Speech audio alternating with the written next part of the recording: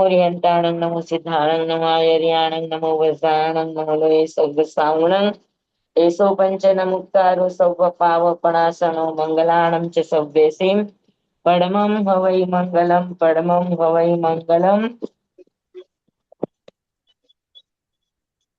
ओम नमो nuns ओम नमो सूयस ओम नमो सूय देवयाय ओम नमो वायनारियस ओम नमो बंधीये लेविये तीर्थंकरो गणधरो पूर्वधरो श्रुतधरो वाचनाचार्य योग प्रधान आचार्य उपाध्याय साधु साध्वी भगवंतो जिनसासन देव जिनसासन माता आप सर्वने आज्ञा हो शरणु हो संरक्षण हो आप सर्वने आज्ञा हो। मोक्ष मार्गस्य नेतारम् वेतारं कर्म भ्रूभृता ज्ञातारं विश्वतत्त्वानां वन्दे तद्गुणलब्धये वन्दे तद्गुणलब्धये वन्दे तद्गुणलब्धये। ચાલો આપણે સંગની નહ સમનસ્કાહા એ પતી ગયું, બધાને સમજાઈ ગયું છે ને કે મન વાળા જીવો વિચાર કરી શકે તો વિચાર કરવો એ સંગનીપણું છે અને સમનસ્કા એટલે મનવાળા જીવો હોય, હા, જ્યારે એ વિચાર કરે, વિચાર કરી શકે, વિવેક કરી શકે, હા, એ સંગની જીવો છે. બધાને સમજાઈ ગયું ને બરાબર? જી સ્વામી. હાજી. હવે આપણે આગળનું સૂત્ર લઈએ છીએ, કે વિગ્રહ ગતૌ ચ કર્મયોગ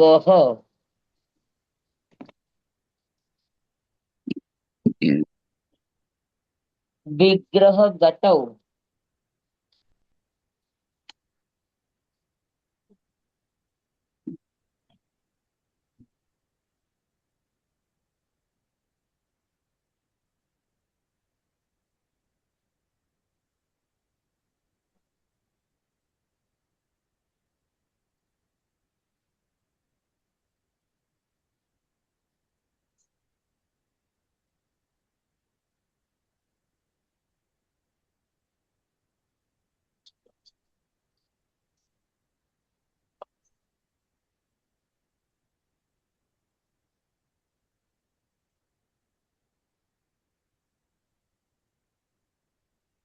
વિગ્રહ ગતૌ કર્મયોગ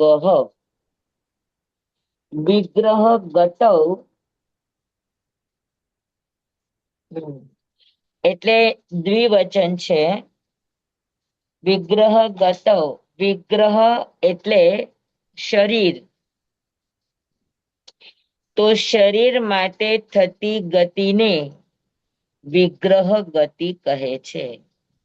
એક શરીર છોડીને બીજા શરીરને પ્રાપ્ત કરવા માટે થતી જે ગતિ છે એ ગતિને વિગ્રહ ગતિ કહે છે. બરાબર? વિગ્રહ ગતૌ. હવે અહીંયા આગળ દ્વિવચન છે, તો ક્યારે પણ જીવ મૃત્યુ પછી જ્યાં પણ જશે તો બે શરીર માટેની જ ગતિ છે. કાં ઔદારિક શરીર માટેની, મનુષ્ય અને તિર્યંશમાં જાય છે તો ઔદારિક શરીર માટે, અને નારકી દેવતામાં જાય છે તો વૈક્રિય શરીર માટે. અને ક્યારેય પણ મૃત્યુ પછી જન્મના મીન્સ શરીરને છોડીને, પૂર્વ શરીરને છોડીને જ્યારે પણ જાય જીવ, ત્યારે કા એ ઔદારિક શરીર માટે ગતિ કરતો હોય ને કા એ વૈક્રિય શરીર માટે. એટલે અહીંયા દ્વિવચન શબ્દ છે કે કોઈ પણ શરીર માટે ગતિ બે જ પ્રકારે થાય, ઔદારિક શરીર માટેની ગતિ અને વૈક્રિય શરીર માટેની ગતિ. નારકી અને દેવતામાં જાય છે તો વૈક્રિય શરીર માટે ગતિ કરશે, અને મનુષ્યને તિર્યંશ આમાં જશે તો એ ઔદારિક શરીર માટે ગતિ કરશે. બરાબર. હા ને? તો સૌથી પહેલી વાત એ છે કે આયુષ્ય કર્મ એક પણ સમય, એક પણ ક્ષણ એવો નથી હોતો કે આયુષ્ય કર્મ વગર જીવ હોય. એક ગતિનું આયુષ્ય પૂરું થાય કે તરત જ બીજી ગતિનું આયુષ્ય શરૂ થાય છે. બરાબર.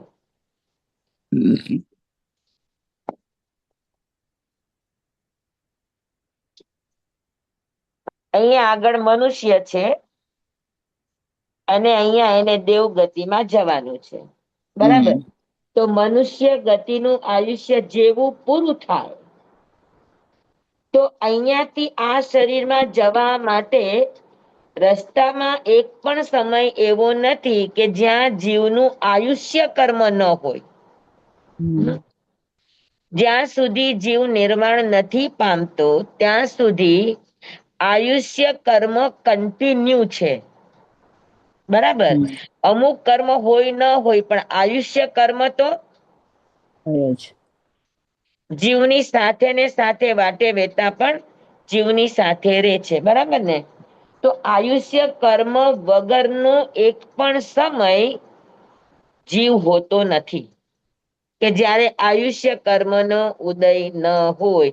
એક આપણને એમ થાય કે એક આયુષ્ય પૂરું થાય ને બીજું આયુષ્ય શરૂ થાય તો વચ્ચે ગેપ પડે, પણ કે ગેપ પડતો નથી.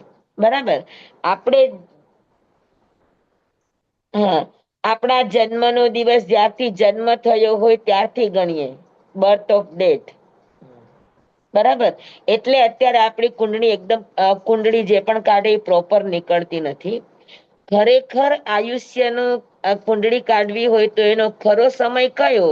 તો કે જીવ આગલી ગતિમાંથી મૃત્યુ પામી અને શરીર છોડે કે નેક્સ્ટ સમયથી બીજી ગતિનું આયુષ્ય શરૂ થઈ જાય તો ત્યાંથી ઈ જન્મના આયુષ્યના સમયોની ગણતરી થવા માંડે. જ્યારે પણ ટોટલ આયુષ્ય પૂછે તો વાટે વેતાના 1, 2, 3 કે 4 જે પણ સમય લાગ્યા હોય એ સમય માઇનસ કરીને પછી આગળના આયુષ્યની ગણતરી થાય. બરાબર.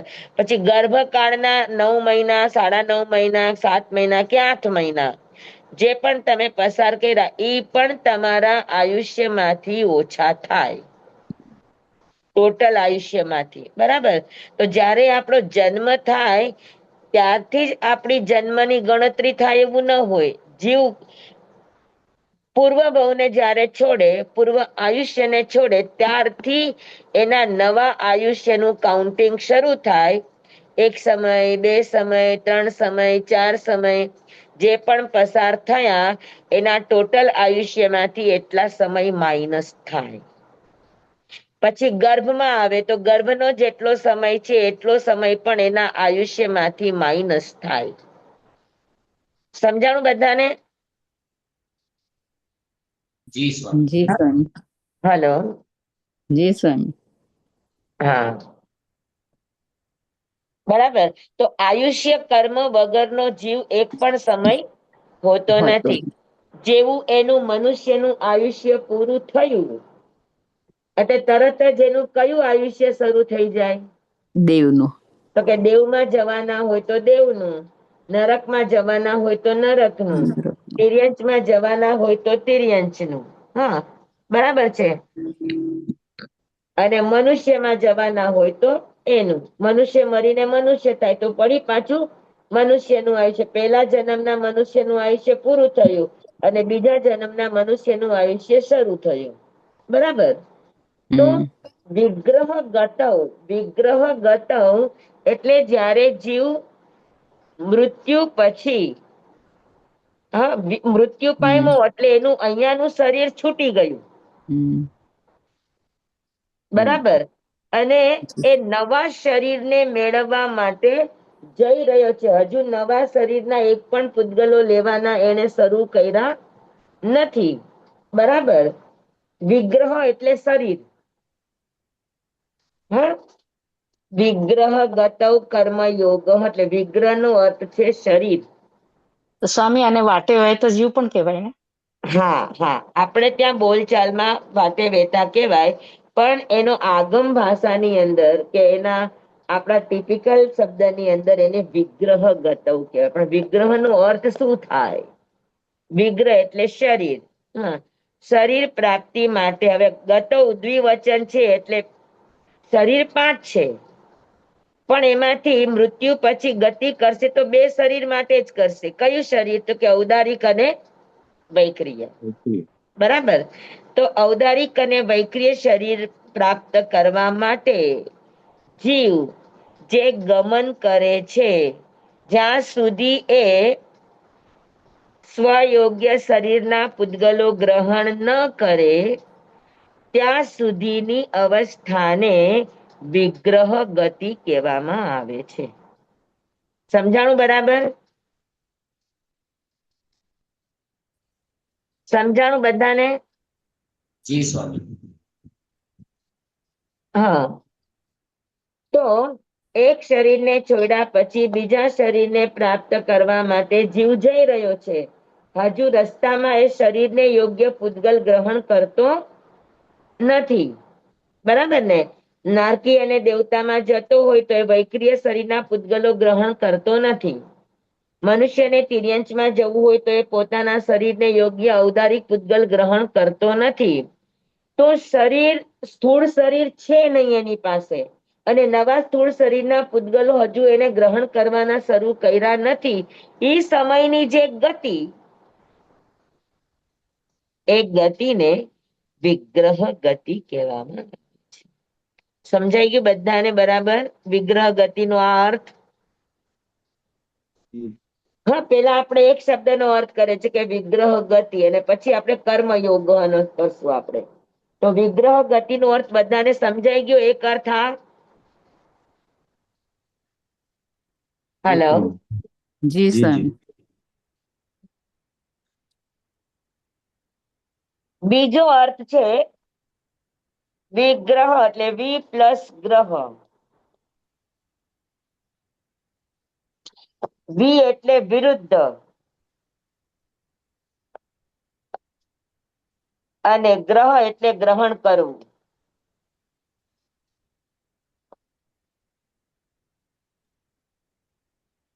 વિરુદ્ધ ગ્રહણ કરવું એ વિગ્રહ ગતિ છે. હવે અહીંયા વિરુદ્ધ ગ્રહણ કરવું એટલે શું? બરાબર. તો વાતે વેતા જીવ 2 પ્રકારના કર્મ ગ્રહણ કરે છે. એક તો કર્મ ગ્રહણ અને એક નો કર્મ ગ્રહણ. નો કર્મ એટલે સ્થૂળ શરીર.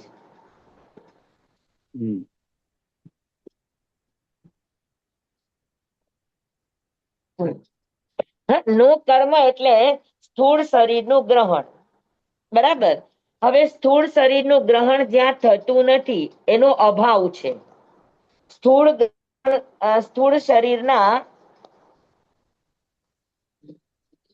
પૂતગલો ગ્રહણ કરવા, પૂતગલો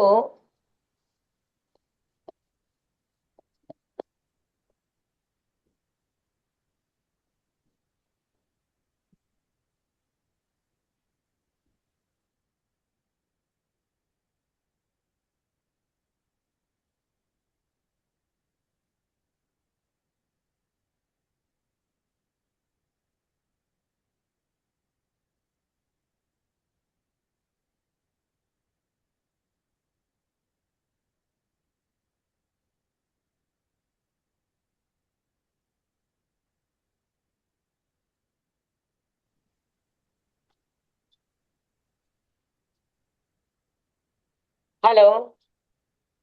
જી સ્વામી. હા, બરાબર.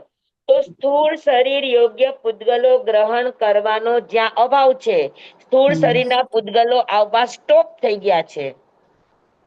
બરાબર. તો શું જીવ ગ્રહણ કરી રહ્યો છે? વિગ્રહ ગતવ.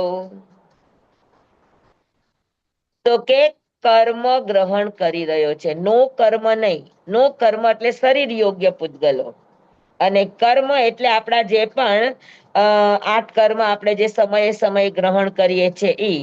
બરાબર. તો શરીરના માધ્યમ વગર, નો કર્મના માધ્યમ વગર જીવ જે કર્મ ગ્રહણ કરે છે એ સમયની ગતિને વિગ્રહ ગતિ કહેવામાં આવે. સમજાણો બીજો અર્થ? હેલો, હા, જી બીજો સ્વામી. અર્થ સમજાણો? જી સ્વામી. કર્મ ગ્રહણ કરે ત્યારે તો જીવ એને કર્મ વિગ્રહ. બે પ્રકારના ગ્રહણ કરે છે, નો કર્મ અને કર્મ. નો કર્મ એટલે શરીર દ્વારા અથવા તો શરીરને યોગ્ય પૂતગલ ગ્રહણ કરે, સ્થૂળ શરીરને યોગ્ય. અને અહીંયા આગળ કર્મ ગ્રહણ કરે છે એટલે જે પણ 8 કર્મ આપણે સમયે સમયે બાંધવાની વાત છે એ કર્મ ગ્રહણ કરે એને કર્મણ વર્ગણા કહેવાય. અને આને નો કર્મ કર્મણ વર્ગણા કહેવાય. બરાબર? તો સ્થૂળ શરીર દ્વારા ગ્રહણ થતા નો કર્મ વર્ગણાના પૂતગલો જ્યાં સ્ટોપ થઈ ગયા છે એનાથી વિરુદ્ધ કર્મ વર્ગણાના પૂતગલો ગ્રહણ થઈ રહ્યા છે એવા સમયને વિગ્રહ ગતિ કહેવામાં આવે. બરાબર? નો કર્મ અટકી ગયા છે અને હવે શું બંધાઈ રહ્યા છે? માત્ર કર્મો બંધાઈ રહ્યા છે. કર્મણ વર્ગણા ગ્રહણ થઈ રહી છે તો એને કહેવાય વિગ્રહ ગતિ. આવું ક્યારે થાય? તો કે આવું વિગ્રહ ગતિમાં જ થાય. એક શરીર છોડીને બીજા શરીરમાં જતા હોય ત્યારે જ આવું થાય, એ સિવાય આવું થાય નહીં. સમજાણું બરાબર બધાને? જી સ્વામી. જી સ્વામી. બરાબર સમજાઈ ગયું? વિગ્રહ ગતિના બે અર્થ. એક અર્થ છે વિગ્રહ એટલે શરીર.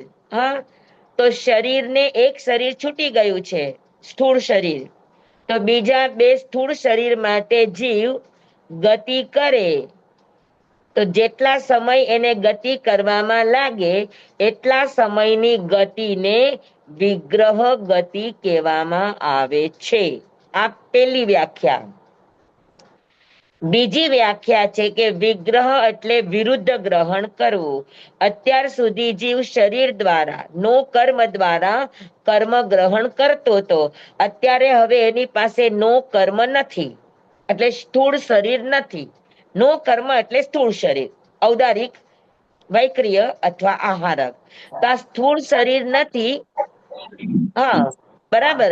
એટલે નો કર્મના પૂતગલી ગ્રહણ કરતા નથી. પણ કર્મણ વર્ગણાને તો જીવ સમયે સમયે ગ્રહણ કરે છે. બરાબર? કોઈનું પણ માઇક ચાલુ છે, પ્લીઝ બંધ કરી દેજો. હા, સવારના પોરમાં બીજા ત્રીજા અવાજ આવે, પ્લીઝ માઇક બંધ કરી દો. જ્યારે પણ ક્લાસ શરૂ કરો ત્યારે તમારા માઇકને અવશ્ય ચેક કરો. હા, શીખવામાં ડિસ્ટર્બ થાય છે, પ્લીઝ.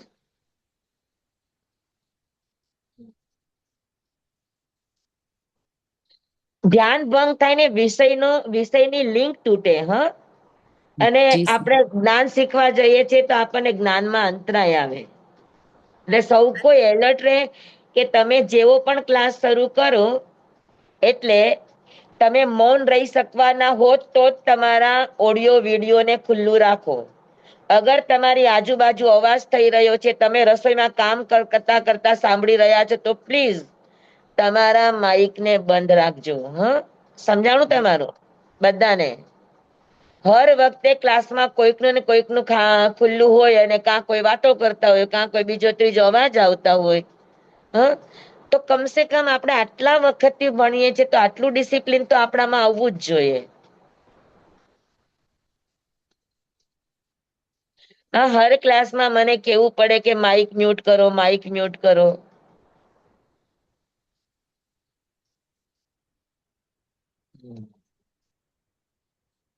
તો સમજાઈ ગયું બધાને કે જી સ્વામી. વિગ્રહ ગતવ એટલે એના બે અર્થ થાય. વિગ્રહ એટલે શરીર પણ થાય. તો શરીર અર્થ કરીએ ત્યારે વિગ્રહ ગતિનો શું અર્થ થાય? તો કે સ્થૂળ શરીર છૂટી ગયા પછી નવા બે શરીર માટે ઔદારિક અથવા તો વૈક્રિય એ બે શરીરને નો કર્મ કહેવાય. તો એ બે શરીર માટે થતી ગતિને વિગ્રહ ગતિ કહેવામાં આવે છે. આ પેલો અર્થ. બીજો અર્થ છે વિગ્રહ એટલે વિરુદ્ધ ગ્રહણ. વિરુદ્ધ ગ્રહણ એટલે અત્યાર સુધી આખું આયુષ્ય, જેટલા પણ વર્ષનું આયુષ્ય હતું એ આયુષ્ય ભર એ નો કર્મ દ્વારા પૂતગલ ગ્રહણ કરતા હતા. અને નો કર્મ એટલે શરીરને યોગ્ય પૂતગલો આહાર, શરીર, ઇન્દ્રિય, શ્વાસોશ્વાસ, ભાષા, મન એને યોગ્ય પૂતગલો સતત જીવ ગ્રહણ કરતો તો એક પણ સમય એવો ન હોય કે નો કર્મ યોગ્ય પૂતગલ જીવ ગ્રહણ ન કરતો હોય. તો અત્યાર સુધી એ નો કર્મ દ્વારા અને નો કર્મ યોગ્ય પૂતગલો ગ્રહણ કરતો હતો. બરાબર. અને એ ગ્રહણ કરતા કરતા આઠે કર્મો એના બંધાતા હતા. બરાબર. પણ અત્યારે એને પોતાનું નો કર્મ છોડી દીધું છે. નવું નો કર્મ એની પાસે આવ્યું નથી. તો ઈ વચ્ચે શું કરે તો કે નો કર્મ વિરુદ્ધ. હવે નો કર્મ વિરુદ્ધ એટલે કોણ? તો કે કર્મ. કર્મ અને નો કર્મ. બરાબર. તો નો કર્મ વિરુદ્ધ એ માત્ર કર્મ વર્ગણાને ગ્રહણ કરી રહ્યા છે. નો કર્મના એટલે શરીરને યોગ્ય પૂતગલો ગ્રહણ નથી કરી રહ્યા. એનો અભાવ છે, સ્ટોપ થઈ ગયા છે. માત્ર કાર્બન વર્ગના ગ્રહણ થઈ રહી છે. એવા સમયની ગતિને વિગ્રહ ગતિ કહેવામાં આવે છે. સમજાઈ ગયું બધાને? જી સ્વામી. એક પ્રશ્ન પૂછો સ્વામી એમાં? હા, પૂછો. એમાં આયુષ્ય કર્મ નહીં પણ સાથે સાથ કર્મ ગ્રહણ કરે ત્યારે હા, એ વાટે વહેતી વખતે સાથે સાથ કર્મ તમે કહો છો ને, નો કર્મ ન કરે ને કર્મ ગ્રહણ કરે તો સાથે સાથ કર્મ ગ્રહણ કરતો હોય ત્યારે કન્ટિન્યુઅસ. જો સાથે સાત નો કર્મ એટલે આઠે આઠ કર્મ ગ્રહણ કરે છે, પણ બંધ સાત નો કરે. કેમ કે આયુષ્યનો બંધ વાટે વેતા કોઈ ન કરે, પણ પૂતગલ એ તો ગ્રહણ થાય. પણ આયુષ્ય નામ કર્મ તો એને ઓલા ગતિમાં જ બાંધી લીધું ને, જે શરીર છોડ્યું. હા, આયુષ્ય નામ કર્મ નથી. આયુષ્ય કર્મ પોતે સ્વતંત્ર છે. નામ કર્મ સ્વતંત્ર છે, આયુષ્ય કર્મ સ્વતંત્ર છે. તો આ કર્મ આઠે આઠ દલિકો ઈ ખેંચે તો ખરા, પણ બંધ સાત નો થાય, આયુષ્યનો ન થાય. અને સાતના બંધમાં પણ નામ કર્મમાં હજુ નો કર્મનો બંધ શરૂ નથી થયો. એ બાંધવા માટે જઈ રહ્યા છે. સમજાણું? નામ કર્મની 93 પ્રકૃતિ છે. તો એમાંથી શરીર યોગ્ય જેટલી પણ પ્રકૃતિ છે એનો બંધ એ વાતે વેતા ન કરે.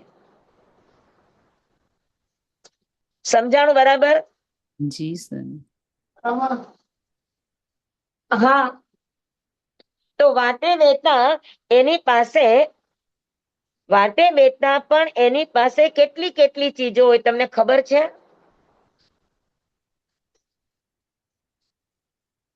વાટે વેતા વેતા એની પાસે કાર્મણકાય યોગ હોય.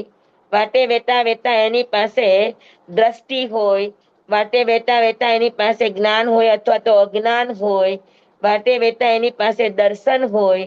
વાટે વેતા એની પાસે લેશિયા હોય. વાટે વેતા એની પાસે સમુદ્ઘાત હોય. તો આ બધી ચીજો એની વાટે વેતાની સાથે જ છે. સમજાણું છે? તો તદયોગ્ય પ્રવૃત્તિઓ તો બધી ચાલુ જ છે. અને પ્લસમાં એ મન લઈને આવ્યો છે તેનું સંગનીપણું પણ વાતે વેતા તો છે, એને બાંધ્યું નથી ભલે, પણ એનો સહયોગક્ષમ તો સાથે જ છે. 5 ઇન્દ્રિય કે જેટલી ઇન્દ્રિય લઈને આવવાનો છે, તો એને ઇન્દ્રિય જો બાંધી નથી, ઇન્દ્રિય પર્યાપ્તિ હજુ બાંધી નથી, બરાબર, પણ એનો સહયોગક્ષમ તો એની સાથે જ છે. લબ્ધિ પર્યાપ્તો જીવ વાટે વેતા પણ લબ્ધિ પર્યાપ્તો જ ગણાય. એનો અર્થ એ છે કે એની પાસે સહયોગક્ષમ સાથે છે, હજુ એનો ઉપયોગ નથી કર્યો, પણ સહયોગક્ષમ એની સાથે જ છે.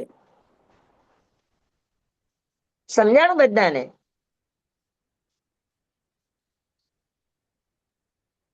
સમજાણું કે નહીં સમજાણું?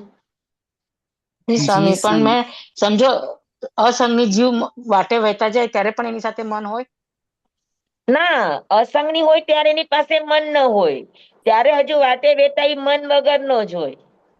પણ સંગની જીવ જઈ રહ્યા છે તો વાટે વેતા એની પાસે પણ મનનો સયોગક્ષમ ભેગો હોય, સંગની હોય. વાટે વેતા પણ ઈ જીવને તમે પૂછો કે કયો છે, તો કે સંગની છે. બરાબર. અને સંગની હોય તો શું ફરક પડે, તો કે સંગની હોય તો વાટે વેતા એની પાસે મતિ જ્ઞાન પણ હોઈ શકે, શ્રુત જ્ઞાન પણ હોઈ શકે, અવધિ જ્ઞાન પણ હોઈ શકે. મતિ અજ્ઞાન પણ હોઈ શકે, શ્રુત અજ્ઞાન પણ હોઈ શકે. અને નારકી દેવતામાં જતા હોય તો વિભંગ જ્ઞાન પણ એની સાથે હોઈ શકે વાટે વેતા. સમજાણું? જી સ્વામી. તો એની પાસે સમય આ બધી ચીજો તો એની પાસે પણ રહેવાની કે નહીં? અને જે પણ જે પણ કર્મ એને બાંધ્યા છે તે બધા જ કર્મનો પોર્ટફોલિયો એની સાથે જ રહેવાનો છે કે નથી રહેવાનો? તો એ બધું સાથે લઈને જીવ જાય છે. પણ મન કેવી રીતે લઈ જાય? તો શરીર છૂટ્યા સાથે મન તો નીકળી ન જાય? મન, દ્રવ્ય મન નીકળી ગયું, અચ્છા. પણ એ સંગની છે એટલે એનો મનનો જે સયોગક્ષમ હોય, હા. મન એટલે નો કર્મ, હમ. નો કર્મ, નો કર્મ નું જે પણ કર્મ હતું એટલે નામ કર્મ જ કહેવાય, નો કર્મ એ પણ. હમ. તો એનો સયોગક્ષમ એની સાથે જ છે. એટલે ત્યારે ભાવ કર્મ અને દ્રવ્ય કર્મ પણ બે ત્યારે એનો ઉપયોગ નથી હોતો. સમજાણું? એનો ઉપયોગ ચાલુ હોય પણ એ ઉપયોગ હજુ લાગ્યો ન હોય. આપણે ત્યાં એક એવી વાત આવે છે કે તીર્થંકર કે કોઈ પણ અવધિ જ્ઞાન સાથે લઈ જનારો વ્યક્તિ હમ. એ પોતાનું આયુષ્ય પૂરું કરી અને ઉત્પન્ન થવા જવાનો છે, એ કે હમણાં મારું આયુષ્ય પૂરું થશે. થયું કે થશે હમ. એ જાણે. પછી ક્યાં થશે હજુ એ જાણવા માટે પોતાનો ઉપયોગ ચાલુ કરે. અહીંયા એનું આયુષ્ય પૂરું થઈ ગયું છે હમ. પણ એ ઉપયોગ ચાલુ છે, અને ચાલુ થતા થતા એ ઉપયોગ લાગતા લાગતા એ પાછો ઉત્પન્ન થઈ જાય. અચ્છા. હા, તો હા ભાઈ, તો વાટે વેતા એનો ઉપયોગ ચાલુ જ છે પણ ઉપયોગ હજુ લાગ્યો નથી, કારણ કે છદ્મસ્ત જીવને ઉપયોગ લગાડવા માટે ઓછામાં ઓછો અંત મુહૂર્ત લાગે. તો હું ચ્યવન કરી રહ્યો છું એવું તીર્થંકર કે અવધિ જ્ઞાની નો આત્મા જાણે કે હું ચ્યવન કરી રહ્યો છું. હમ. હા, પણ ઇન બિટવીન જે વાટે વેતા ચ્યવન કરવાની જે પ્રક્રિયા છે 1, 2, 3 કે 4 સમયની, હમ. એ જીવ જાણી શકતો નથી. ઈ જાણવા જાય ત્યાં તો એ ઉત્પન્ન થઈ ગયો હોય. ઓકે. અચ્છા. સમજાણું? તો હા. વાટે વેતાનો સમય એટલો સૂક્ષ્મ છે, એનો હમ. ઉપયોગ કન્ટિન્યુ ચાલી રહ્યો છે. કદાચ એનું શરીર ભલે છૂટી ગયું હમ. હમ. પણ એનો ઉપયોગ ચાલી રહ્યો છે. પણ એ ઉપયોગ લાગતા લાગતા લાગતા બીજું શરીર બાંધી. ત્યાં એનું બીજું શરીર વાયુ ઉત્પન્ન થઈ ગયો હોય. એટલે બે. ઇન બિટવીન ની અવસ્થા એને જાણ થતી નથી. આપણે કોઈ પણ ચીજ ચાલુ થાય તો તરત ચાલુ નથી થતી, એને સમય પણ લાગે. હા. નેટવર્ક મળે એને સમય લાગે કે ન લાગે? તરત હા. નથી લાગી જતું. હમ. તો એ સમય જે પસાર થયો એટલો સૂક્ષ્મ સમય છે કે ઉપયોગ લાગે ત્યાં તો ઈ અવસ્થા વીતી ગઈ હોય. વીતી ગયું. બરાબર. પણ એનો સયોગક્ષમ ચાલુ છે કે નહીં? જી હા. સ્વામી. હા, વાટે વેતા પણ ગણતરી થઈ છે. સમ્યક દ્રષ્ટિ હોય તો એની સાથે વાટે વેતા સમ્યક દર્શન છે. મિથ્યા હમ. દ્રષ્ટિ હોય તો એની સાથે વાટે વેતા મિથ્યા દ્રષ્ટિ મિથ્યા. છે. મિશ્ર દ્રષ્ટિ વાટે વેતા ન હોય. પણ કાં સમ્યક અને કાં મિથ્યા દ્રષ્ટિ, તો દ્રષ્ટિનો સયોગક્ષમ ચાલુ હોય તો જ વાટે વેતા એની ગણતરી થઈ હોય કે ન થઈ હોય. હમ. હમ. સમજાય છે તમને? હમ. પછી વાટે વેતા આયુષ્ય કર્મ પણ ચાલી રહ્યું છે. વાટે વેતા વેતા નામ કર્મ પણ ચાલી રહ્યું છે, તો બધા કર્મ વાટે વેતા ઉદયમાં તો ચાલુ જ છે. હમ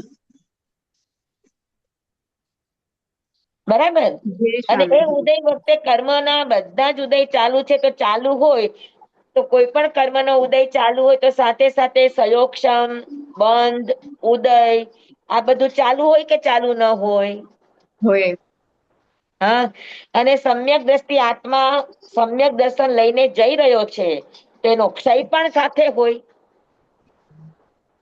કે વાતે વેતા પણ એ જે કર્મ ખપાવે છે એ ટોટલી ખપાવી નાખે છે, કે ઈ કાર્બન વર્ગના હવે ભવિષ્યમાં ઈ લેવાનો નથી. તો ભલે 4 સમયની અવસ્થા છે, પણ જૈન દર્શન એટલું સૂક્ષ્મ છે કે 4 સમયની પણ ગતિવિધિને એને નોંધી છે. હમ 4 સમયમાં પણ જીવ શું કરે છે, શું નથી કરતો, કેવા ગ્રહણ કરે છે, કેવા નથી ગ્રહણ કરતો, કોના દ્વારા ગ્રહણ કરે છે, શું એના અધ્યવસાય બને છે, શું એના યોગ બને છે, આ તમામ ઝીણામાં ઝીણી બાબત છે એ કેવડી જાણી શકે છે. એટલે એને આ વર્ણન કર્યું છે કે વિગ્રહગતૌ કર્મયોગ. વિગ્રહગતો કર્મયોગ કેવડી સિવાય કોઈ ન કહી શકે. જી સ્વામી, સમજાય. સમજાણું તમને? જી જી સ્વામી. અત્યારે શરીરના પૂતગલો ગ્રહણ કરીએ છીએ. શરીર યોગ એટલે શરીરની સાથે સાથે સંગાતન નામ કર્મ, શરીરની સાથે બંધન નામ કર્મ, શરીરની સાથે સાથે અંગોપાંગ નામ કર્મ, શરીરની સાથે શરીર નામ કર્મ, શરીરની સાથે શું કહેવાય સંઘયણ નામ કર્મ, શરીરની સાથે સંસ્થાન નામ કર્મ. તો શરીર રિલેટેડ જેટલા જેટલા પણ કર્મ છે એ બધા જ એ બાંધી રહ્યો. પણ સ્થૂળ શરીરને યોગ્ય એ એક પણ કર્મ બાંધી રહ્યો નથી. વાટે વેતા નથી, એ સંગયણ નથી, એ સંસ્થાન નથી, એ શરીર નથી, એ સંગાતન નથી, એ બંધન. સમજાઈ ગયું? હમ બધાને સમજાણું?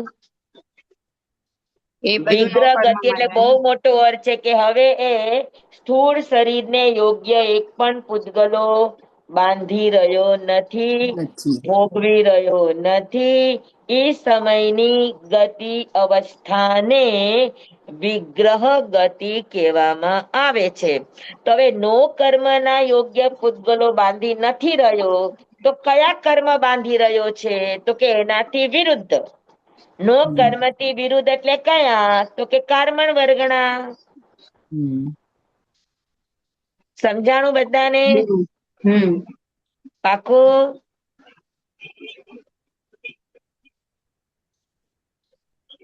જી સ્વામી.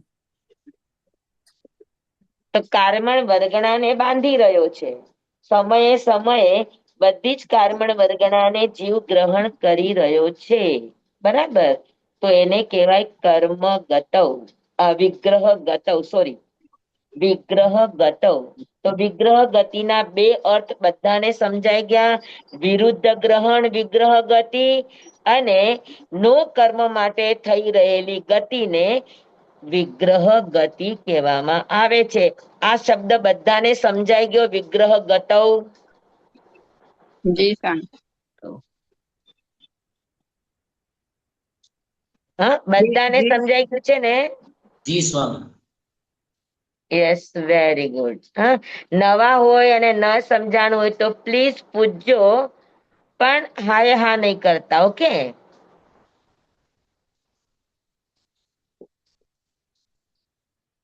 કેમ કે ઘણા નવા બેઠા હશે તો એને માટે આ શબ્દ પણ નવીન શબ્દ હશે.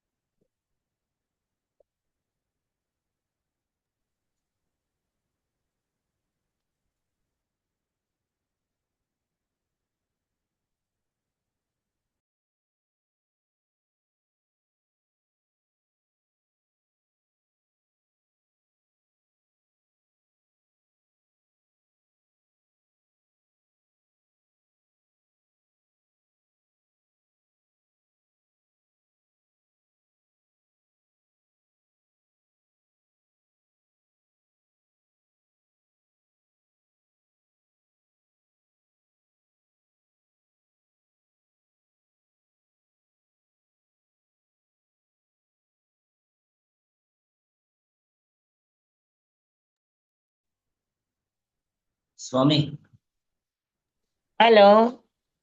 હા એક પ્રશ્ન પૂછું સ્વામી. હાજી હાજી.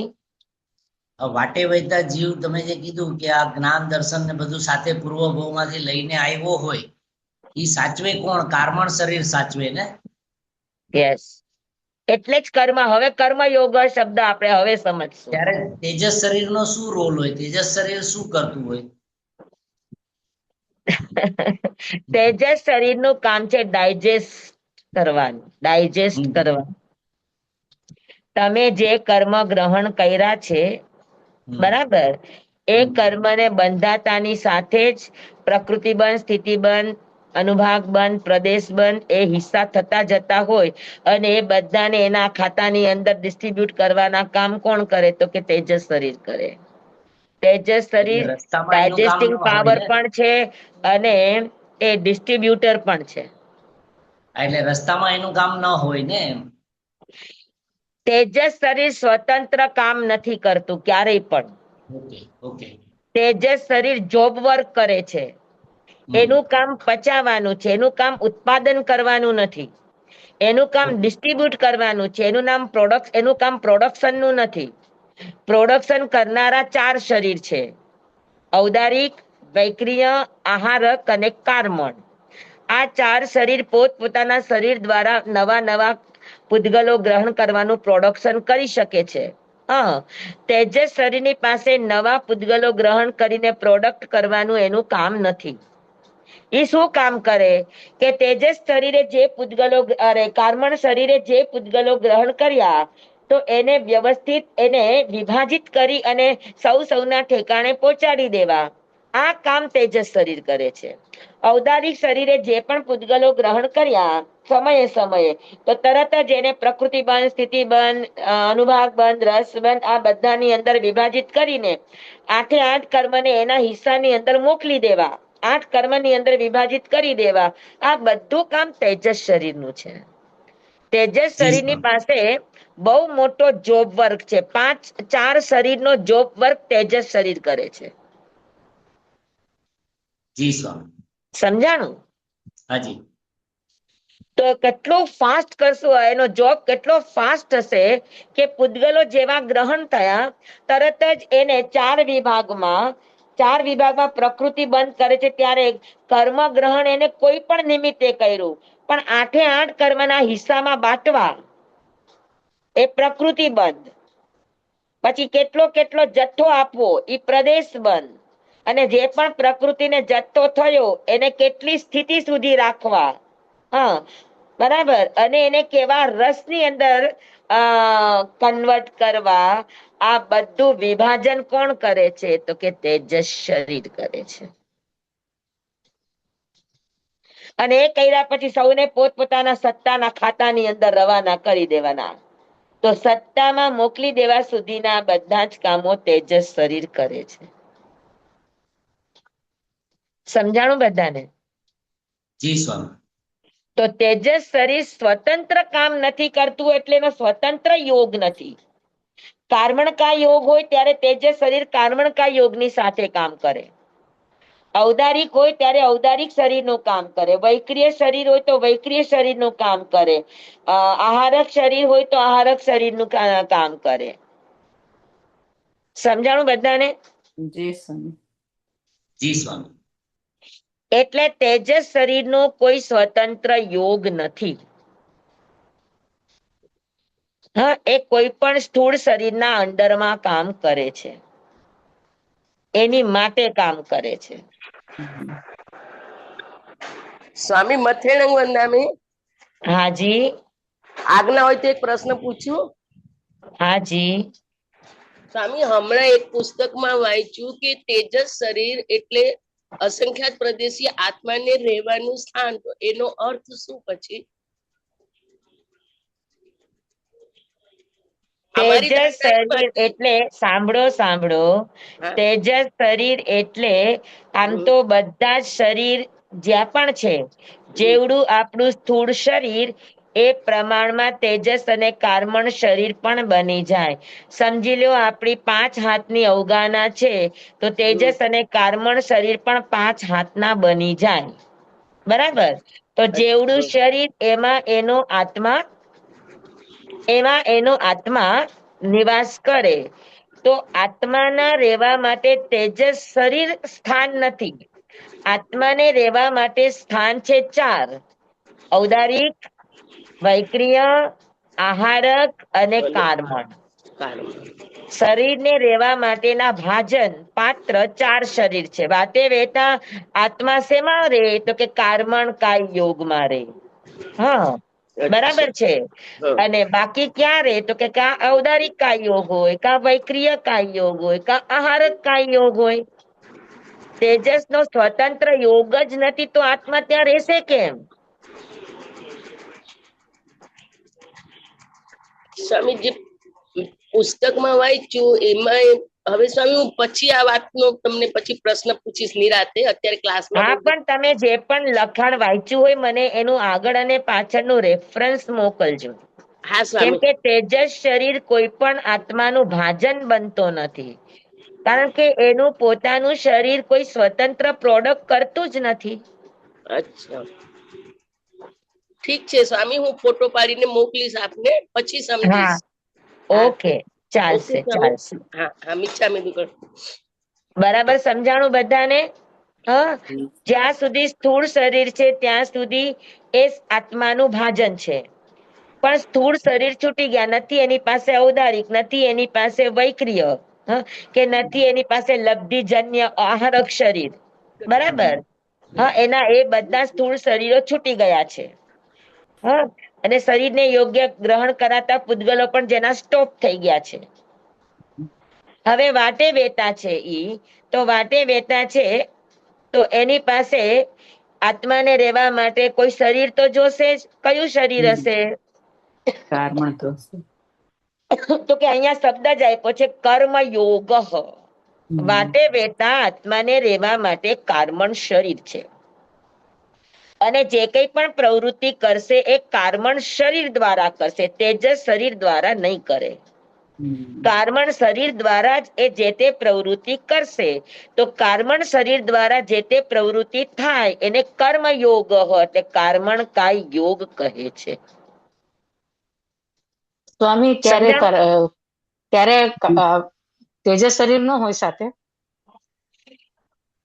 હમણાં જ મેં કહ્યું વિભાબેન કે તેજસ શરીર બધા શરીરને જોઈએ. અચ્છા, તો કાર્બન શરીર હોય તો કાર્બન શરીર દ્વારા ગ્રહણ કરતા પૂતગલોને પચાવવા માટે તેજસ શરીર જોશે કે નહીં જોઈએ? મિચ્છામિ દુક્કડમ. હા, એને ડિસ્ટ્રીબ્યુટ કરવા જોશે કે નહીં જોઈએ? જોશે ને. તો પછી કાર્બન શરીર હશે ત્યારે તેજસ શરીર હશે કે નહીં હોય? હશે. હા ને. તો એક વાત યાદ રાખવાની કે સ્થૂળ શરીર ભલે છૂટી જાય પણ તેજસ અને કાર્બન શરીર તો ભેગા ભેગા ભેગા અને ભેગા જ થાય છે. હા, બરાબર. પણ ત્યારે ઈ કાર્બન શરીર કામ કરે છે, નો કર્મ કામ નથી કરતું. બરાબર. એટલે એને વિગ્રહ ગતિ કીધી. પછી જેવો એ ગતિમાં ઉત્પન્ન થઈ ગયો પછી એ શરીરને યોગ્ય પૂતગલો ગ્રહણ કરીને શરીર બનાવવાની પ્રક્રિયા કરશે. તો ત્યાર પછી સમયે સમયે કર્મ વર્ગના નો કર્મના માધ્યમથી ગ્રહણ કરશે. એટલે ત્યારે ઈ કર્મ ગ્રહણ નહીં કરે, નો કર્મ ગ્રહણ કરશે. નો કર્મને યોગ્ય પૂતગલો ગ્રહણ કરશે. એની અંદર જ 8 કર્મ સમાઈ જશે. તો ત્યારે પણ તેજસ અને કાર્બન શરીર તો જોશે જ કે નો કર્મ જે પણ કર્મ ગ્રહણ કરે છે તો એને રાખવાનો પોર્ટફોલિયો કયો? તો કે કાર્બન શરીર જ આવશે. નો કર્મ છૂટી ગયું છતાં પણ કાર્બન કાય યોગની પાસે દરેક ગતિના સંસ્કાર છે. શું કામ? કારણ કે દરેક શરીર છૂટી ગયું પણ શરીરે બાંધેલા કર્મનો પોર્ટફોલિયો એની પાસે પડ્યો છે. હિસાબ કિતાબ એની પાસે પડ્યા છે. પણ એ ચૂપચાપ ખાલી જે પણ આવ્યું એને કલેક્શન કરવાનું, ડાયજેસ્ટ કરવાનું, ડિસ્ટ્રીબ્યુટ કરવાનું કામ કરશે. પણ સ્વતંત્ર રીતે પોતાનું કોઈ જ કામ નહીં કરે. ત્યારે એ મૌન થઈ જશે. કોણ? તો કે તેજસ અને કાર્બન શરીર. તેજસ શરીરનું કામ તો સમયે સમયે ચાલુ છે. કાર્બન શરીરનું કામ પણ ચાલુ છે પણ સ્વતંત્ર રીતે નથી કરતો. એ ખાલી કલેક્શન કરવાનું કામ કરે. સમજાણું? પણ એ કલેક્શન કરવાનું કામ પણ કર્મની અંતર્ગત ગણાય, કર્મ યોગની અંદર ન ગણાય. ત્યારે એને ઔદારિક કાય યોગ કહેવાય, અથવા વૈક્રિય કાય યોગ કહેવાય, અથવા તો આહારક કાય યોગ કહેવાય, અથવા તો મિશ્ર કાય યોગ કહેવાય. બે શરીર મળીને કરતા હોય તો. સમજાય છે તમને? 15 યોગો સમજવા બહુ વ્યવસ્થિત સમજવા બહુ જરૂરી હોય, પણ આપણે આગળ આગળ આવશે ત્યારે શીખશું. અત્યારે ખાલી એટલું શીખી લઈએ કે ભાઈ વાતે વેતા વિગ્રહ ગતિ કોને કહે? વાતે વેતા એની પાસે સ્થૂળ શરીરના યોગો નથી, એ છૂટી ગયા છે. તો અત્યારે હવે એની પાસે સ્થૂળ શરીરને નો કર્મ કહેવાય, બરાબર? કાર્મણ શરીરને નો કર્મ ન કહેવાય, સ્થૂળ શરીર નથી. તો વાટે વેતા એ જે કંઈ પણ ગ્રહણ કરશે તો એ કોને યોગ્ય? તો કે કાર્મણ વર્ગણાને ગ્રહણ કરશે, નો કર્મ વર્ગણાને ગ્રહણ નહીં કરે. નો કર્મ વર્ગણા ઉત્પન્ન થયા પછી ગ્રહણ કરશે, એની પહેલા નહીં ગ્રહણ કરે. તો ન કર્મ વર્ગણા ગ્રહણ કરવાની બંધ થઈ ગઈ છે, અને કર્મ વર્ગના જીવ ગ્રહણ કરી રહ્યો છે, એને વિગ્રહ ગતૌ કહેવાય. તો બીજો પ્રશ્ન થાય કે વિગ્રહ ગતિમાં ગ્રહણ કરી રહ્યો છે, તો કોના દ્વારા ગ્રહણ કરી રહ્યો છે? તો કે કર્મયોગ. કર્મયોગ એટલે કાર્મણકાય યોગ દ્વારા ગ્રહણ કરી રહ્યો છે.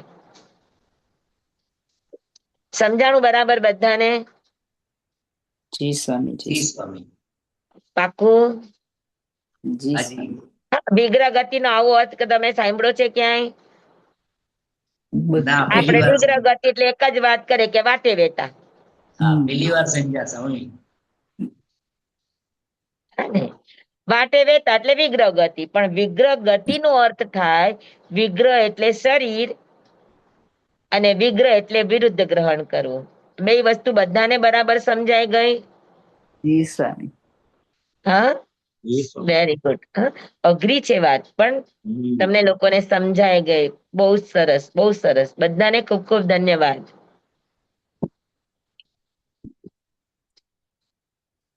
હવે આપણે બીજો શબ્દ કર્મયોગ. હા, યોગ એટલે શું? મન વચન કાયા.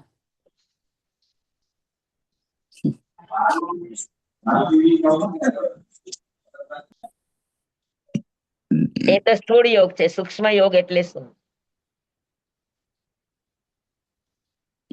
એ નહીં ખબર. સૂક્ષ્મ યોગ એટલે શું? સૂક્ષ્મ યોગ સ્વામી નહીં ખબર. સ્થૂળ યોગ ખબર, મન વચન કાયા યોગ એટલે. યોગ એટલે આત્મામાં સ્પંદન થાય, આત્મામાં પરિસ્પંદન થાય, આ સૂક્ષ્મ યોગ છે. ઓહ, આત્મામાં પરિસ્પંદન. સમજાણું? તો આત્મામાં સ્પંદન થવું, આત્મ પ્રદેશોમાં પરિસ્પંદન થવું, એને યોગ કહેવાય. સમજાણું બધાને? અયોગી સૂક્ષ્મ. થાય, સિદ્ધ ભગવાન થાય ત્યારે આત્મામાં સ્પંદન ન થાય. હા, ત્યારે આત્માના પ્રદેશો સ્થિર હોય. પણ જ્યાં સુધી કર્મનો ઉદય ચાલે છે અને કર્મના ઉદય સમયે કોઈને કોઈ ક્રિયાઓ ઘટે છે, તો ત્યારે સૌથી પહેલા શું થાય? ક્રિયા થતા પહેલા આત્માના પ્રદેશોમાં શું થાય? તો કે પરિસ્પંદન થાય. શું થાય? પરિસ્પંદન થાય. આત્માના પ્રદેશોમાં ચારે બાજુથી આમ થાય. ખાલી અમુક જ જગ્યાએ થાય નહીં. પરિસ્પંદનનો અર્થ છે કે ચારે બાજુથી આત્મ પ્રદેશોમાં શું થાય? કંપન થાય. તો ચારે બાજુથી કંપન થાય એને કહેવાય પરિસ્પંદન. પરિસ્પંદન.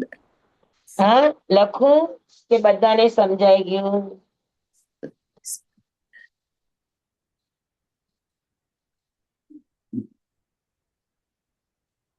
પરિસ્પંદન. સ્પંદન એટલે કંપન. હા. તો ખાલી અમુક જ પ્રદેશમાં કંપન થાય એવું નહીં. અસંખ્યાતા તમામ પ્રદેશોની અંદર શું થાય? તો કે કંપન થાય. તો બધા જ આત્મ પ્રદેશોના કંપનને કહેવાય પરિસ્પંદન. સમજાણું જી સ્વામી. બધાને? તો આત્મામાં સ્પંદન કોના કોના કારણે થાય? તો કે મનના નિમિત્તે આત્મામાં સ્પંદન થાય તો એને મનોયોગ કહેવાય.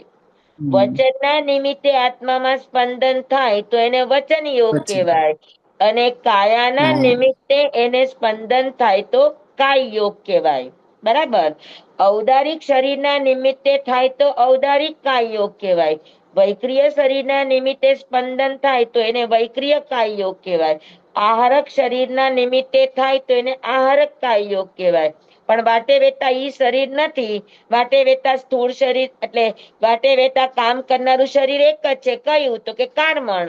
તો કારમણ શરીરના નિમિત્તે આત્મ પ્રદેશોમાં જે સ્પંદન થાય અને કર્મ વર્ગણાને જીવ ગ્રહણ કરે એ ક્રિયાને શું કહેવાય? તો કે કારમણ શરીરના નિમિત્તે થતી હોવાથી એને કર્મ યોગ એટલે કારમણ યોગ કહેવામાં આવે છે. સમજાઈ ગયું બધાને? યોગ. સમજાઈ ગયું? જી બે સ્વામી. શરીર ભેગા મળીને ક્રિયા કરે. ઔદારિક વૈક્રિય ભેગા મળીને કરે. ઔદારિક આહારક ભેગા મળીને કરે. ઔદારિક કારમણ ભેગા મળીને કરે. તો બે શરીર ભેગા મળીને કરે તો ત્યારે જે આત્માના પ્રદેશોમાં સ્પંદન થાય એ સ્પંદનને મિશ્ર કાય યોગ કહેવાય.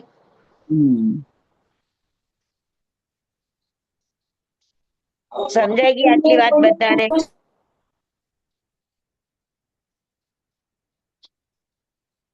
હા, આટલી વાત કર્મયોગ શબ્દ બધાને સમજાઈ ગયો?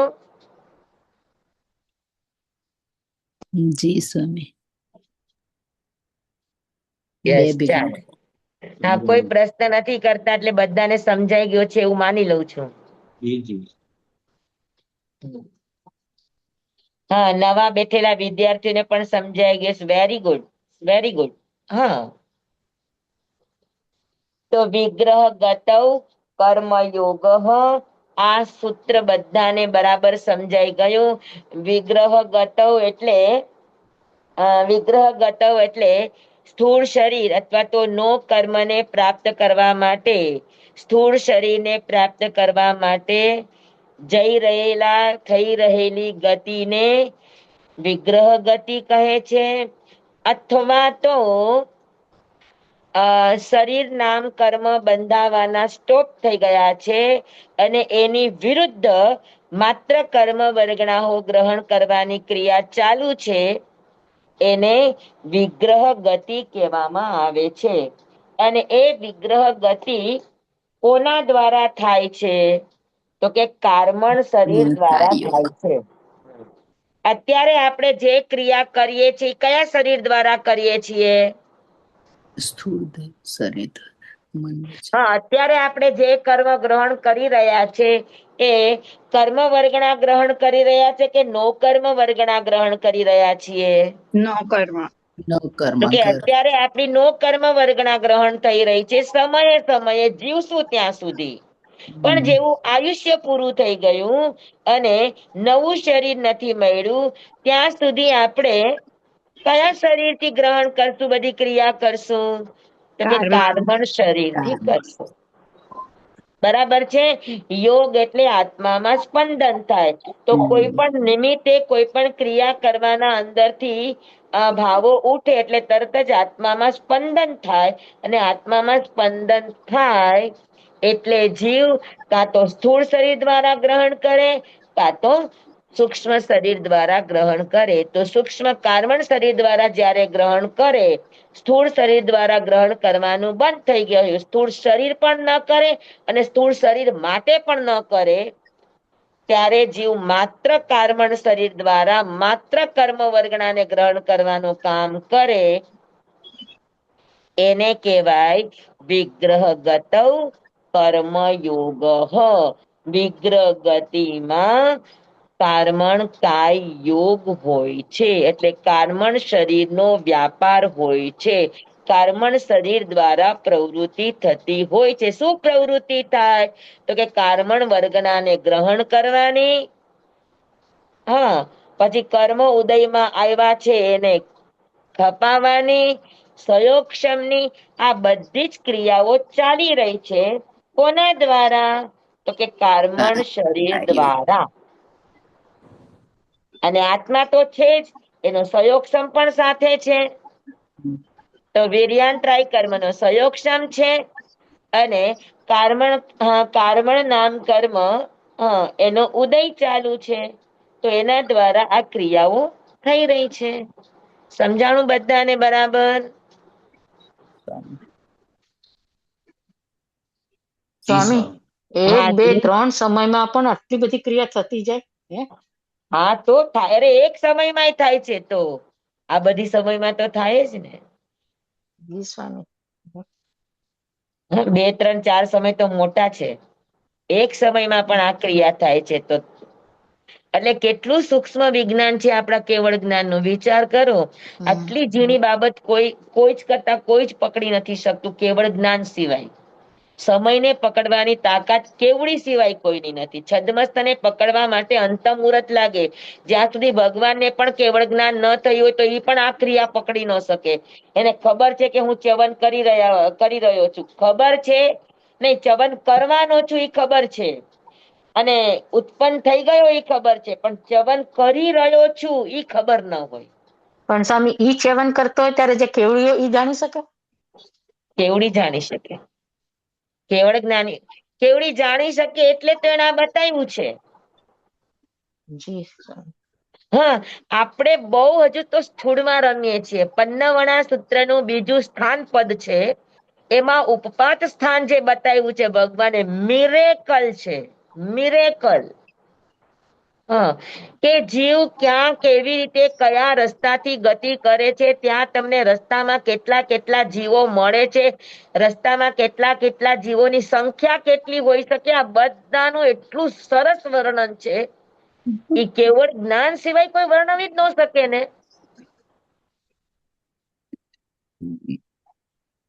એ પણ જોઈ શકે કે રસ્તામાં એનો સમુદ્ઘાત પણ ચાલી રહ્યો છે, રસ્તામાં એની કૃષ્ણ લેસ્યા ચાલે છે, નીલ લેસ્યા ચાલે છે, કાપોત લેસ્યા ચાલે છે, બધું જ જાણી શકે.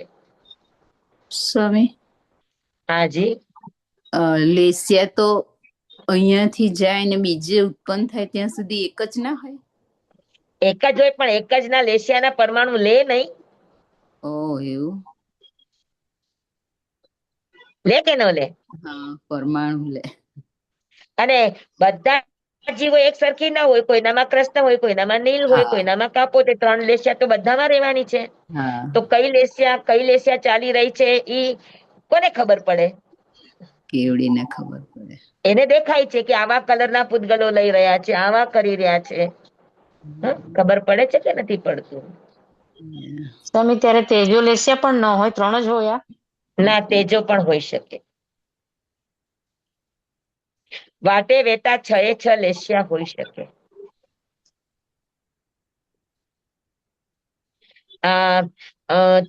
બીજા દેવલોક સુધી જાય તો એને તેજો લેસ્યા હોય. 3જા, 4થા, 5મા દેવલોકમાં કોઈ જીવ જતો હોય ત્યારે એની પાસે પદ્મ લેસ્યા વાટે વેતા હોય.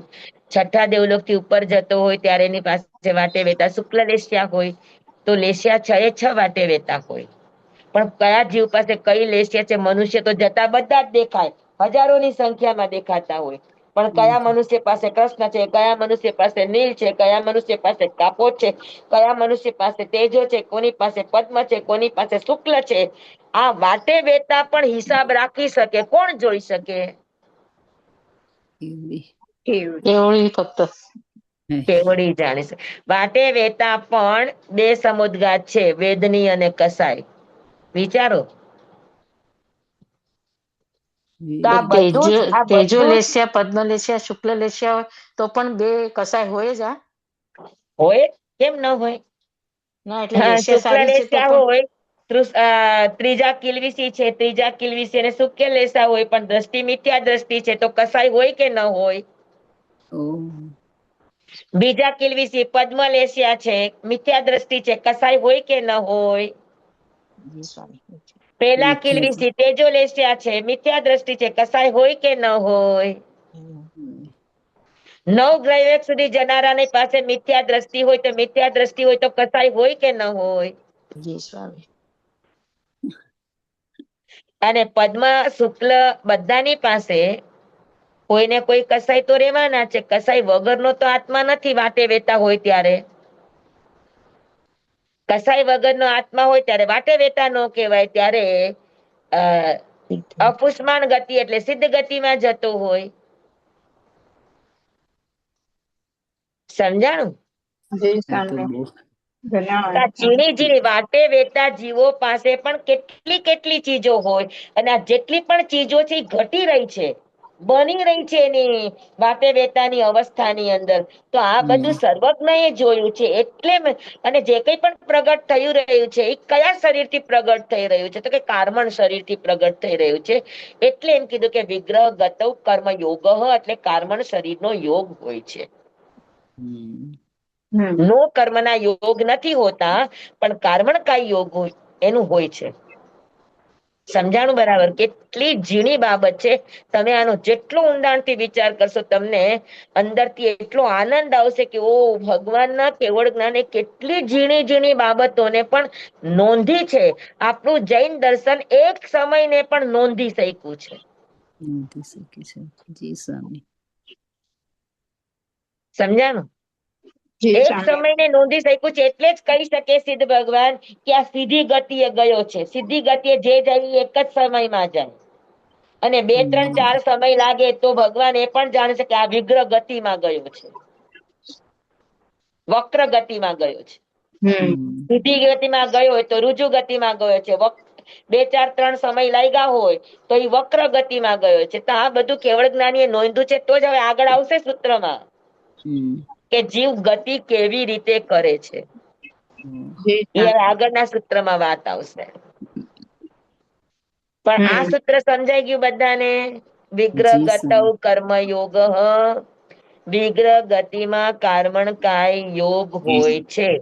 જે કઈ પણ પ્રવૃત્તિ થાય છે એ કરનારું કોણ છે? તો કે કાર્મણ કાય યોગ માધ્યમ છે.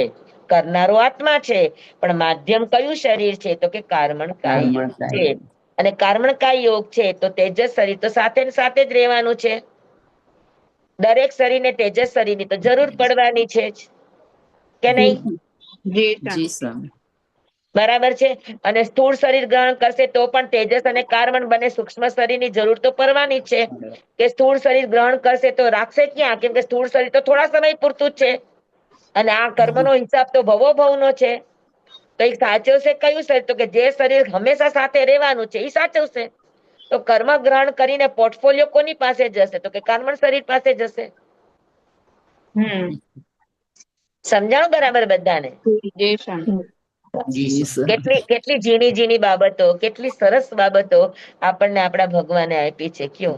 અને તમે અમને સમજાવ્યું છે સ્વામી. હા, તમે સમજી અમને સમજાવી, એ અમારે તો સ્વામી, પ્રજાવતની બહારની વાત છે. અત્યાર સુધી ઘણીવાર દેવલોકની યાત્રા સાંભળી, નરકની યાત્રા સાંભળી, આ વિગ્રહ ગતિની યાત્રા પહેલી વાર સાંભળી છે. મજા આવે છે. સાચી વાત છે. આપણે વિગ્રહ ગતિમાં જઈ રહ્યા છે એવો અહેસાસ થાય છે. Yes, very good, very good. ખૂબ સરસ, ખૂબ સરસ. હા, એનો અર્થ એ છે કે આપણે જે સાંભળી રહ્યા છે, આપણે એની અંદર પ્રવેશી ગયા છે, તો જ આપણને એક યાત્રા લાગે કે જાણે આપણે પોતે જ વિગ્રહ ગતિમાં જઈ રહ્યા છે ને આ બધું ઘટી રહ્યું છે. અને સાધનામાં આવા પણ પ્રયોગો થાય કે તમે એક શરીર છોડીને જઈ રહ્યા છો, તો તમારી પાસે આ જ્ઞાન હશે, સમજણ હશે, તો તમે વિગ્રહ ગતિની પણ યાત્રા કરી શકશો. અને આવી યાત્રા કરતા કરતા ઘણીવાર આપણા ઉપયોગની નિર્મળતા થઈ જાય તો વ્યક્તિ કેટલા જ્ઞાનમાં આગળ વધી જાય અને કેટલા કર્મોની નિર્જરા કરી લે. કેમ કે વાતે વેતા ક્ષય પણ છે અને સયોક્ષમ પણ છે. આપને આશીર્વાદ હંમેશા રહે. સમજાણું તમને? જી સ્વામી. ભલે આજે આટલો આપણો સમય પૂરો થઈ ગયો છે, પણ આ સૂત્ર હું માનું છું કે જેટલા પણ હાજર છે એ બધાને બરાબર સમજાઈ ગયું હશે. જય સ્વામી. ધન્યવાદ. હા, ધન્યવાદ ધન્યવાદ સ્વામી. સ્વામી, આભાર. ધન્યવાદ. ખૂબ ખૂબ ખૂબ આભાર સ્વામી. ધન્યવાણી સ્વામી. ખૂબ ખૂબ આભાર સ્વામી આપનો. હાજી. સ્વામી હાજી. પોરસી આંબેલના પછખાણ. હા, ઓસી પચકાન ચોવ્યમ પ્યારમ પચકેસનમ પાણં કાયમં ક્ષાયમં અનત્થાણા ભોગેણમ સહસા ગારણં સવસમાઈ વત્યા ગારણં અપાણં ઓસી રે આયમ બિલમ તેવ્યમ પ્યારમ પચકેસનં કાયમં ક્ષાયમં લેવા લેવેણં ગીત સંસઠેણં પડુચ્ચ મખેણં ઉખિત્ત વિવેગેણં મહત્રા ગારણં સવસમાહી વત્યા ગારણં અપાણં ઓસી રે. ખૂબ ખૂબ ધન્યવાદ. ખૂબ ખૂબ ધન્યવાદ. ધન્યવાદ. તપસ્વી કા બહુ બહુ આભાર ખૂબ તપસ્યા કરને વાલે. શુભ હા સાતમા જી. સ્વામી. સ્વામી જન્મર્દમ બધા સાચા. બચ્ચામીનમ મીનકરમ અચકરમ પયહીનમ વિનયહીનમ જોગહીનમ ઘોષહીનમ સટ્ટુદીનમ દુટુ પડીચિયમ અકાલે કૌ સજ્જાઓ કાલે ન કૌ સજ્જાઓ સજ્જાએ સજ્જાયમ સજ્જાએ ન સજ્જાયમ ભણતા ગણતા ચિંતવતા વિચારતા સુણતા સાંભળતા જ્ઞાનીઓના અનંત અનંત ભાવો છે, અનંત અનંત પર્યવો છે, અનંત અનંત ગમા છે, અનંત અનંત નય છે, અનંત અનંત નિક્ષેપ છે, અનંત અનંત રહસ્ય છે, અનંત અનંત ખુલાસાઓ છે. આમાંથી કોઈ પણ ભાવ ભેદ નહીં, નિક્ષેપ ગમા રહસ્ય ખુલાસાનું સ્ખલન છદ્મસ્ત ભાવે મારા બોલવામાં કહેવામાં સમજાવવામાં આવ્યું હોય, આપના સાંભળવા સમજવામાં આવ્યું હોય, પર્યંસિત કેવડી ગુરુ ભગવાન આપની સાક્ષીએ આત્મા પરમાત્માની સાક્ષીએ તસ્મે ક્ષામી દુગ્ધમ તમેવ સત્યમ તમેવ સત્યમ તમેવ સત્યમ નિશંકમ જમ જીણેહિમ પવેયમ સેવમ ભંતે સેવમ ભંતે સેવમ ભંતે તિપ્પેમી. નમો હરિહંતાણં નમો સિદ્ધાણં નમો આયર્યાણં નમો વજ્રાયાણં નમો લોય સૌ સાહુણં. ગુરુદેવની આજ્ઞા શ્રી શ્રી ચદારી મંગલમ અરિહંતા મંગલમ સિદ્ધા મંગલમ સાહુ મંગલમ કેવલી પનત્તો ધમો મંગલમ. ચતારી લોગુતમા અરિહંતા લોગુતમા સિદ્ધા લોગુતમા સાહુ લોગુતમા કેવલી પનત્તો ધમ્મો લોગુતમો. ચતારી શરણં પવજ્જામિ અરિહંતે શરણં પવજ્જામિ સિદ્ધે શરણં પવજ્જામિ સાહુ શરણં પવજ્જામિ કેવલી પનત્તં ધમ્મં શરણં પવજ્જામિ. ચાર શરણા ચાર મંગલ ચાર ઉત્તમ કરે જે નર ભવસાગરમાં ન બુડે તેહ સકલ કર્મનો આણે અંત મોક્ષ તણા સુખ લય અનંત. ભાવ ધરીને જે ગુણ ગાય તે જીવ તરીને મોક્ષે જાય. સંસારમાં હી શરણાચાર અવર શરણ નહીં કોઈ, જે નર નારી આરાધે અક્ષય વિચલ પદવી હોય અંગૂઠે અમૃત વસે લબ્ધિ તણા ભંડાર. શ્રી ગુરુ ગૌતમ સ્વામીજી ભગવાનને સમરીએ તો સદાય મનવાંચિત ફલદાતાર, સદાય મનવાંચિત ફલદાતાર. બોલો ભગવાન મહાવીર સ્વામી કી જય. જય. જય ગુરુદેવ કી જય. જય. બધાને ખૂબ ખૂબ જય ધન્યવાદ. આપનો ખૂબ ખૂબ આભાર સ્વામી. સત્ય ઠીક વંદના સાતામાં રહેજો સ્વામી. સ્વામી શુક્રવારે હોય. હાજી. જી સ્વામી.